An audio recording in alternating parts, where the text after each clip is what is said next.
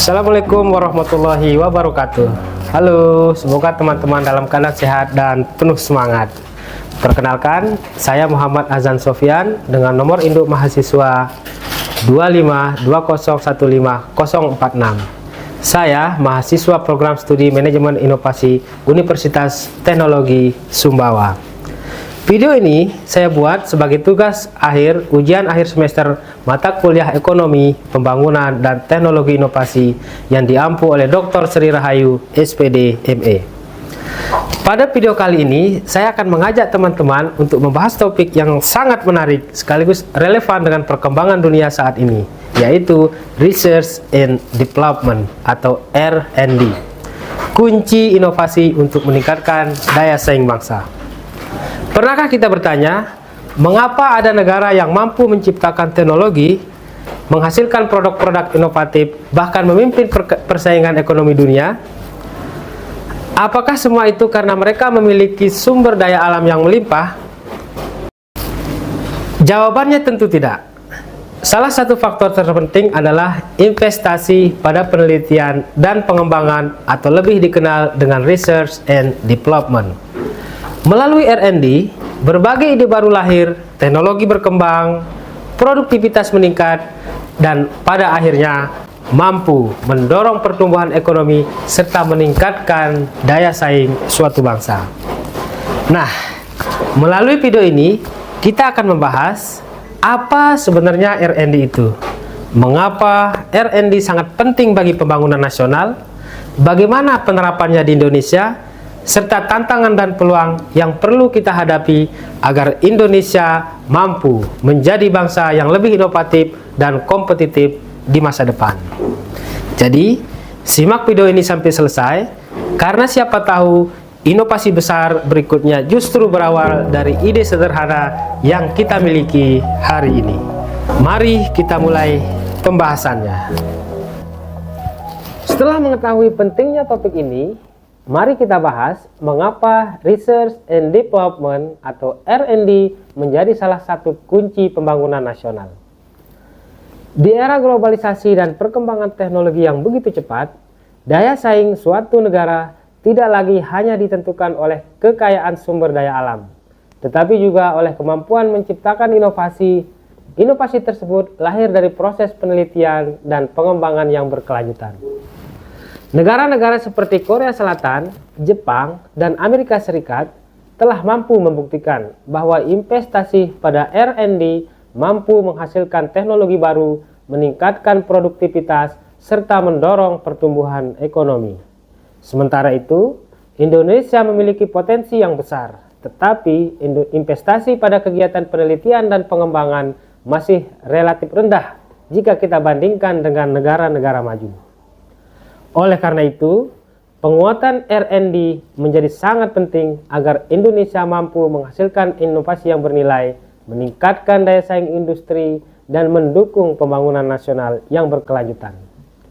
Selanjutnya, mari kita lihat beberapa teori yang menjelaskan hubungan antara R&D dan pembangunan ekonomi. Teori pertama adalah teori pertumbuhan ekonomi endogen yang dikemukakan oleh Paul Romer. Teori ini menjelaskan bahwa pertumbuhan ekonomi tidak hanya dipengaruhi oleh modal dan tenaga kerja, tetapi juga oleh inovasi, pengetahuan, dan teknologi. Semakin besar investasi pada R&D, semakin besar pula peluang terciptanya inovasi yang dapat meningkatkan produktivitas dan pertumbuhan ekonomi. Teori kedua adalah teori inovasi dari Joseph Schumpeter. Menurut Schumpeter, inovasi merupakan penggerak utama pembangunan ekonomi melalui konsep creative destruction, yaitu munculnya teknologi atau produk baru yang menggantikan cara-cara lama sehingga menciptakan efisiensi dan nilai tambah. Selanjutnya, teori triple helix menjelaskan bahwa inovasi akan berkembang lebih optimal apabila terdapat kolaborasi antara pemerintah, perguruan tinggi, dan industri. Ketiga pihak tersebut memiliki peran yang saling melengkapi dalam menghasilkan dan mengembangkan inovasi. Terakhir, National Innovation System menekankan bahwa keberhasilan inovasi tidak hanya bergantung pada satu lembaga, tetapi pada sinergi seluruh ekosistem riset, mulai dari pemerintah, lembaga penelitian, perguruan tinggi, dunia usaha, hingga masyarakat. Keempat teori tersebut menunjukkan bahwa R&D merupakan fondasi utama dalam menciptakan inovasi dan meningkatkan daya saing suatu bangsa. Selanjutnya, kita akan melihat bagaimana peran R&D diterapkan dalam pembangunan nasional di Indonesia. Setelah memahami berbagai teori yang menjadi landasan, pertanyaan berikutnya adalah, bagaimana sebenarnya peran R&D dalam pembangunan nasional Indonesia? Nah, jika kita melihat kondisi saat ini, Indonesia sedang berupaya melakukan transformasi ekonomi dari yang sebelumnya bergantung pada eksploitasi sumber daya alam menjadi ekonomi yang berbasis inovasi. Perubahan ini sangat penting karena sumber daya alam memiliki keterbatasan, sedangkan inovasi dapat terus berkembang dan menciptakan nilai tambah yang lebih tinggi. Salah satu langkah nyata yang dilakukan pemerintah adalah membentuk Badan Riset dan Inovasi Nasional atau BRIN. Kehadiran BRIN bertujuan mengintegrasikan berbagai kegiatan penelitian agar lebih terarah, mengurai tumpang tindih riset, serta mempercepat pemanfaatan hasil penelitian menjadi inovasi yang dapat dirasakan manfaatnya oleh masyarakat maupun dunia usaha. Jika dikaitkan dengan teori pertumbuhan ekonomi endogen dari Paul Romer, keberadaan BRIN merupakan bentuk investasi dalam pengetahuan dan teknologi. Hasil penelitian yang berhasil diterapkan akan meningkatkan produktivitas berbagai sektor ekonomi, mulai dari pertanian, kesehatan, energi, hingga industri manufaktur. Contohnya, di sektor pertanian, pengembangan benih unggul, teknologi irigasi cerdas, serta sistem smart farming mampu meningkatkan hasil panen sekaligus mengurangi penggunaan pupuk dan air. Dengan teknologi tersebut, petani dapat bekerja lebih efisien dan memperoleh pendapatan yang lebih baik. Di sektor kesehatan, kegiatan R&D juga menghasilkan berbagai inovasi, seperti pengembangan vaksin, alat kesehatan, hingga memanfaatkan kecerdasan buatan atau artificial intelligence untuk membantu proses diagnosis penyakit. Inovasi-inovasi ini tidak hanya meningkatkan kualitas pelayanan kesehatan, tetapi juga mengurangi ketergantungan Indonesia terhadap produk impor. Selanjutnya, di sektor industri dan ekonomi digital, R&D menjadi fondasi lahirnya kegiatan startup teknologi yang menawarkan solusi baru dalam bidang pendidikan, keuangan, transportasi, hingga perdagangan digital. Kehadiran startup tersebut membuka lapangan pekerja baru, meningkatkan efisiensi bisnis, dan mendorong pertumbuhan ekonomi nasional.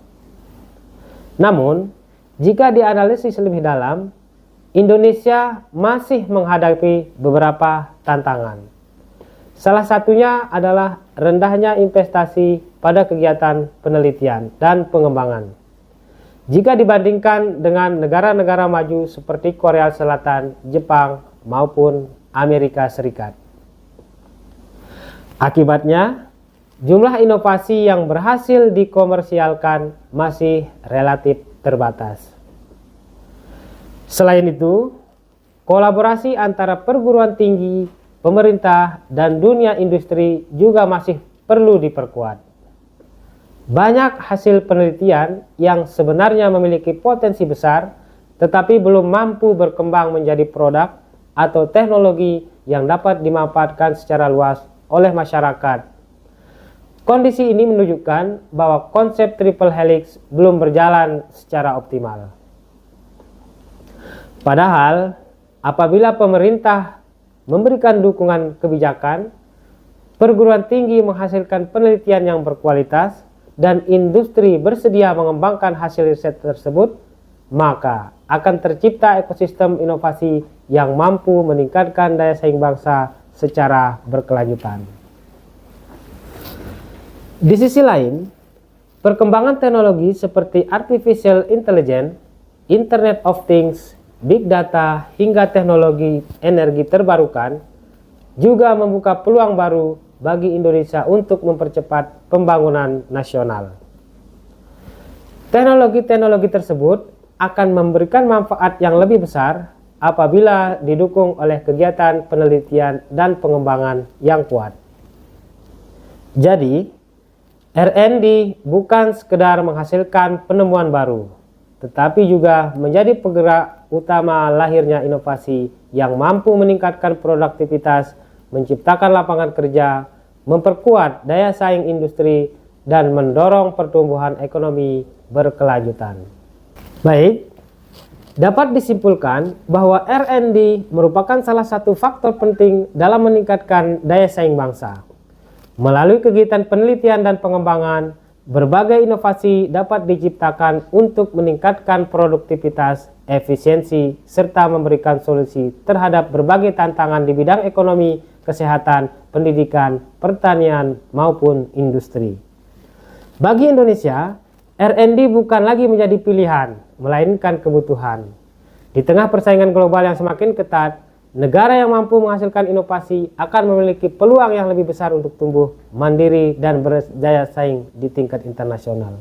Oleh karena itu, keberhasilan pembangunan nasional tidak hanya bergantung pada kekayaan sumber daya alam, tetapi juga pada kemampuan menghasilkan pengetahuan dan inovasi yang bermanfaat bagi masyarakat.